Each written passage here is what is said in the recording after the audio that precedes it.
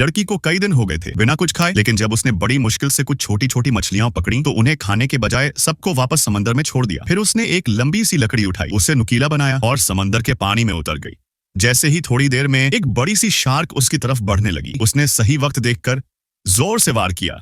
Shark मर गई। लड़की के चेहरे पर खुशी थी। उसने खुद खा लेने के बजाय शार्क को पेड़ से लटका दिया और खुद रेत के गड्ढे में छिपकर बैठ गई। दिन भर की थकान से वो सो गई। सुबह जब नींद खुली तो शार्क गायब थी। सिर्फ एक टूटी हुई रस्सी हवा में झूल रही थी। उसने चारों तरफ ढूंढा, बस शार्क का आधा शरीर मिला। जैसे ही वो कैंप की तरफ लौट रही थी कि उसने देखा उसके साथी की लाश भी गायब थी। सिर्फ खून का बड़ा सा दाग बाकी था। शाम होते होते उसने एक और लकड़ी तेज की, पर तभी लहरों के साथ कुछ तैरकर किनारे आया। वो था उसके साथी का आधा शरीर। उसने उसे बाहर खींचा और शार्क की तरह पेड़ से लटका दिया। शायद उस रहस्यमयी जीव को फिर से बुलाने के लिए। रात होने पर वो फिर रेत में छिपकर देखने लगी, पर कुछ भी नहीं हुआ। बस हवा चलती रही। तभी ऊपर आसमान से हेलीकॉप्टर की आवाज आई। वो खुशी से खड़ी होने ही वाली थी कि पेड़ के पास उसे एक बड़ा सा साया दिखा। एक भयंकर राक्षस जैसा जीव। डर के मारे उसने अपना मुंह बंद कर लिया, सांस लेना तक बंद कर दिया, कहीं वो उसे देख न ले। खुशकिस्मती से वो जीव उसके साथी की लाश की तरफ चला गया और लड़की बच गई। अगले दिन वो टापू पर घूम रही थी कि उसे एक बड़ा सा पेड़ का छेद दिखा। वो धीरे धीरे आगे बढ़ी, पर अंदर सिर्फ एक पक्षी था। रात को उसने कुछ फटे कपड़ों